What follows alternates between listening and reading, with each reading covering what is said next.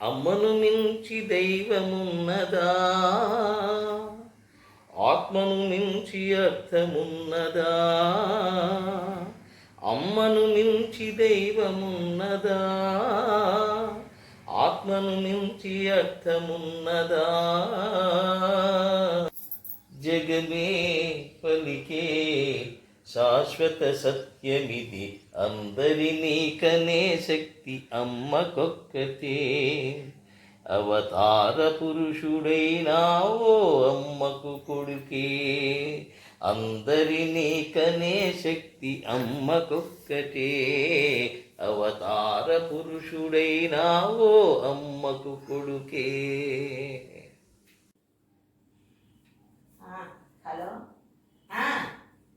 చెప్పు. చెప్పవే, చెప్పమ్మా. చెప్పు.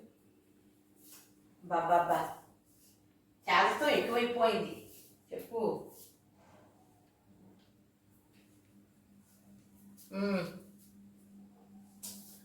బాబాయ్,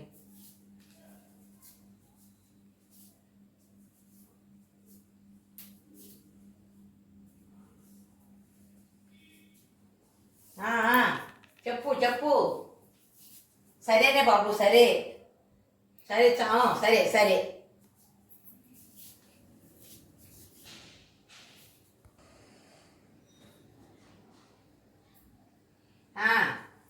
సరేనా, సరే సరే, చెప్పిందే చెప్పకే బాబు. సరే సరే, పెట్టేద్దాం. సరే సరే సరే, చేదస్తం ఎక్కువైపోతుంది. సరే.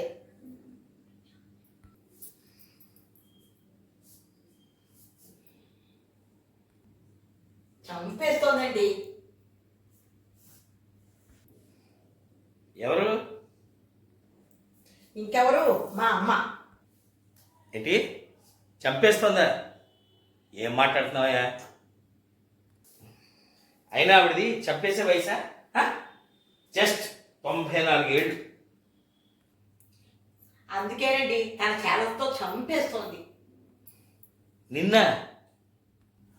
నన్నండి ఆ మాటకొస్తే అందరినీ, మా అక్కని, మా చెల్లిని, మనవల్ని, అందరినీ. దేనికోసం చెప్పేస్తుంది? వంటగదిలోకి వెళ్ళి టీ కాఫీ పెడతానంటుంది. కత్తిపీడతో కూరలు తరుగుతానంటుంది. ఉతికిన బట్టలన్నీ దండ మీద ఆరుస్తానంటుంది. స్టూల్ ఎక్కి ఫ్యాన్లు లైట్లు తుడుస్తానంటుంది. మంచిదే కదా. మంచిదా? ఏం మంచిదండి? ఈ వయసులో మనమే చేయలేకపోతున్నాం, ఇబ్బంది పడుతున్నాం. అలాంటిది ఆవిడ 90 ఏళ్ళు నిండిన ఆవిడ అలా కష్టపడితే ఎలాగండి? ఇప్పటికీ 4 తరాలని చూసింది, ఇంకా 5వ తరాన్ని కూడా చూస్తుందేమో కూడా. అలాంటిది ఆవిడ మీకు తల్లిగా ఉండటం ఒక రకంగా చెప్పాలంటే మీ అందరి అదృష్టం అయ్యా. ఏం అదృష్టం అండి? చేతస్థంతో ఇబ్బందులు గురిచేస్తుంటే ఓ పక్క చెబుతున్నా స్థిరంగా కూర్చోమంటే కూర్చోదు, అటు ఇటు తిరుగుతూ ఉంటుంది. వద్దనుకున్నా అన్ని విషయాలు తనకి కావాలంటుంది. ఓ పక్క వినిపించకపోయినా అన్ని విషయాలు వింటానంటుంది. వాళ్ళు ఎలా ఉన్నారు, వీళ్ళు ఏం చేస్తున్నారంటూ దిక్కుమాల ఆరాలన్నీ తీస్తూ ఉంటుంది. ఆల్రెడీ 10 ఏళ్ళు అయిపోయిన వాళ్ళు యోగక్షేమాలన్నీ కూడా అడుగుతూ ఉంటుంది. మేమే పట్టించుకొని చుట్టాలని, బంధువుని యోగక్షేమాలు అడుగుతుంది. సరే పోనీ ఆవిడ అడుగుతోంది, కనుక్కోవచ్చుగా. ఏమిటి కనుక్కునేది? పెళ్ళిళ్ళకి చావులకి మనమే అటెండ్ అవ్వలేకపోతున్నాము. విషయం తెలిసినప్పటి నుంచి నేను కూడా పెడతానంటుంది, లేదా మమ్మల్ని తీసుకెళ్ళమంటుంది. మా చావు మేమే చావలేకపోతున్నాం, ఆవిడ ఎక్కడ తీసుకెళ్ళి చచ్చేది? ఆ ఏదిలో ఆవిడని తీసుకురావడం తీసుకెళ్ళడం ఎంత కష్టం చెప్పండి మీరే. ఏదైనా జరిగితే అనారోగ్య పాలు ఏదనుకోండి, మంచం పడితే ఎవరు చేస్తారు చెప్పండి? అంతమంది మీదే ఉన్నారుగా. ఉన్నాం, మాదొకటి మేము చేసుకొని స్టేజ్లో ఉన్నాం. ఇంకా ఆవిడని అలా చూసుకోగలం. అప్పటికి ఆవిడకి ఏ లోటు రాకుండా కూతుళ్ళగా మేము చూసుకుంటూనే ఉన్నాం. అది చాలా.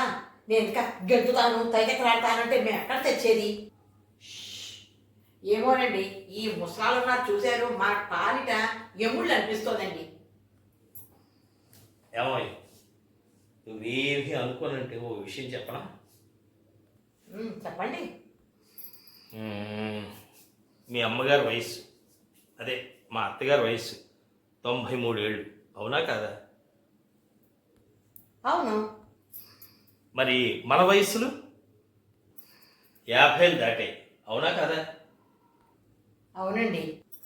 50 ఏళ్ల వయసు పైబడిన మనకే ఇన్నిన్ని చేదస్తాలు, బాధలు, కష్టాలు కొని తెచ్చుకుంటుంటే 93 ఏళ్ల వయసు ఆవిడ ఆ మాత్రం చేదస్తం ఉండదా? పైగా ఆవిడ మామూలు వాళ్ళలాగా ఖాళీగా కూర్చోకుండా ఏదో పని చేస్తానే ఉంటుంది. అంతేగాని కూర్చుని తింటానంటలేదుగా. దానికి మీరు బాధపడితే ఎలా? మా బాధ అది కాదండి. మరేంటో. ఆవిడ ఈ పని చేస్తానన్న విషయాల్లో పని చేయడం వల్ల ఏ ప్రమాదం ముంచుకొస్తుందో అనే భయం. ఆ తర్వాత సేవలు చేయడానికి ఎవరికి ఖాళీ ఉంటుంది చెప్పండి? నాకు జ్వరం వస్తేనే మీరు విసుక్కునే పరిస్థితి, మీకు కాళ్ళ నొప్పులంటేనే భారీగా చేయలేని స్థితి. అలాంటప్పుడు ఆవిడకి ఎవరు చేస్తారండి సేవలు? అలాంటప్పుడు నోరు మూసుకుని ఓ మూల కూర్చుని శేష జీవితం గడపమని చెప్పడం కూడా తప్పేనా? కృష్ణారామ అనుకునే వయసులో ఆవిడ ఫీల్ అయితే మేమేం చేసి చచ్చేది? ఏమోనండి, వాళ్ళకి వృద్ధాప్యం అన్నది వరమేమో కానీ మనకు మాత్రం శాపమేనండి బాబు. చిచి, అలా ఎలా అనగలుగుతున్నావయ్యా నువ్వు?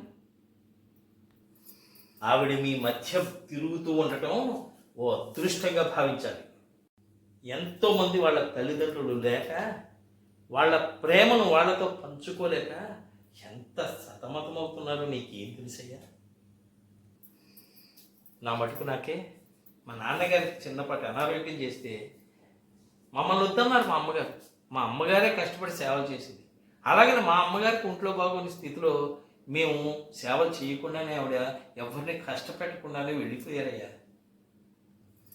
చెబితే ఎక్కడ పిల్లలకు కష్టం కలిగించిన వాళ్ళం అవుతామోనని వాళ్ళు మమ్మల్ని బాధ పెట్టడం ఇష్టం లేక వాళ్ళ పనులు వాళ్ళే కష్టపడు, నష్టపడు, బాధపడు, దుఃఖపడు చేసుకున్నారయ్యా.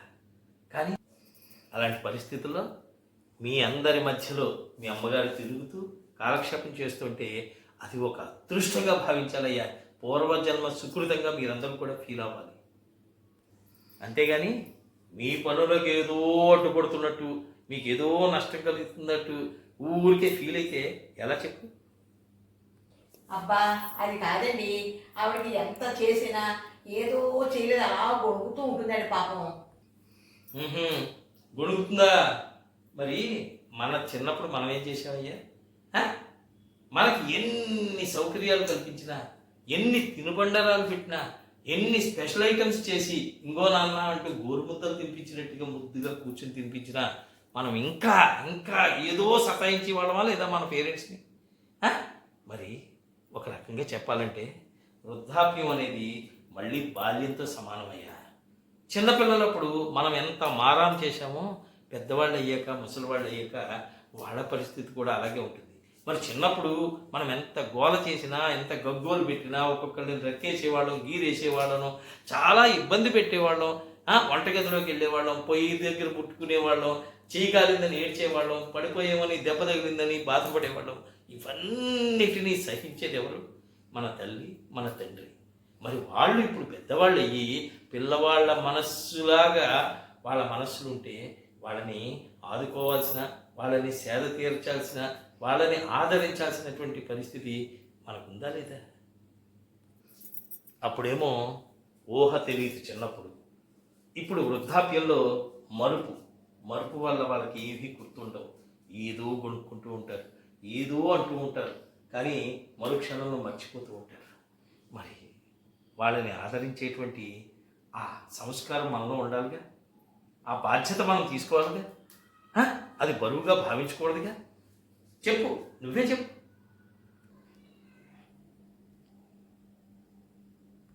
అయినా మన జంజాటాలు, తాపత్రయాలు, అత్యాశలు వీటన్నిటి ముందు వాళ్ళ యొక్క కష్టాలు కానీ, వాళ్ళు మనల్ని మాటలు అనడాలు కానీ ఏ పాటివయ్యా? ఆ మాటకొస్తే చిన్నప్పుడు వాళ్ళ పట్టే కష్టం, మనల్ని పెంచి పెద్ద చేసి ఇంత యోగ్యులుగా తయారు చేసినటువంటి ఆ కష్టం ముందు మనవి ఏ పాటివి? అది ఒక్కోసారి ఆలోచించుకుంటూ ఉంటే అమ్మని మించిన దైవం మరొకటి ఉంటుందా అనిపిస్తుందయ్యా. గుళ్ళో ఉన్న విగ్రహంలో అసలు దేవుడు ఉన్నాడో లేడో తెలియదు కానీ మనల్ని కనిపించినటువంటి తల్లిదండ్రుల్లో మాత్రం దేవుడు ఉన్నాడయ్యా. ఆ సత్యాన్ని మనం గుర్తించాలంతే. అర్థమైందా?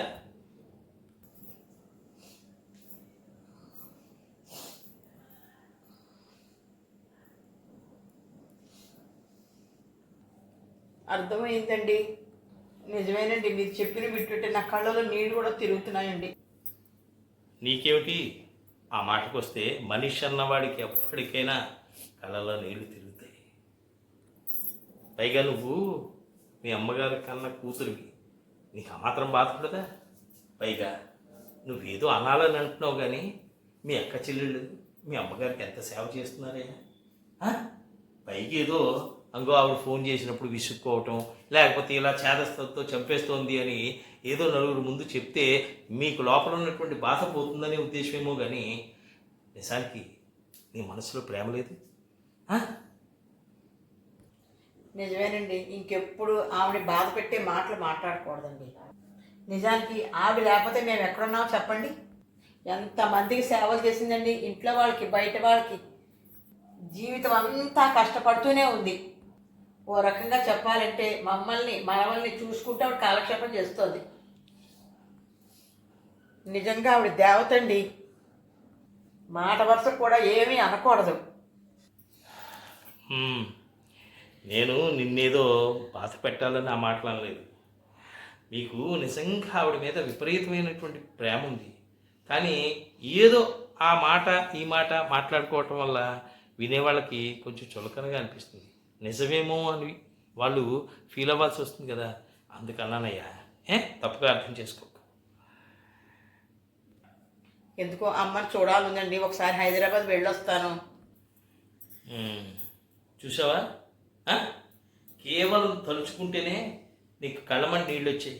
వెంటనే ఆవిడ దగ్గరికి వెళ్ళి ఓ 2 రోజుల పాటు అక్కడ ఉండి ఆవిడకి సేవలు చేసి రావాలని అనిపిస్తుంది అంటున్నావు, అంతే కదా? వెళ్ళవే, రేపు మార్నింగ్ వందే భారత్ ఉందిగా, దాన్ని టికెట్ బుక్ చేస్తాను. వెళ్ళి ఇంకో 2 రోజులు అక్కడ ఉండిరా. ఆ 2 రోజులు మాత్రం షాపింగ్లని అక్కడికి వెళ్తాను ఇక్కడికి వెళ్తానని మాత్రం వెళ్ళకూడదు. అమ్మ దగ్గరే కూర్చోవాలి.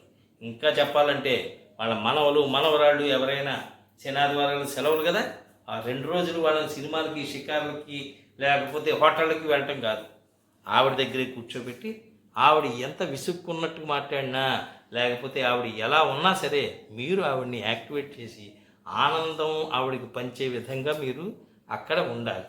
సరేనా? సరేనండి. ఏదేమైనా మనం మన పెద్దవాళ్ళకి ఇచ్చేటువంటి బలం, మనం వాళ్ళ కష్టాల్లో పాలు పంచుకోవటమే మనం వాళ్ళకి తీర్చుకునే రుణం. అంతేనయ్యా.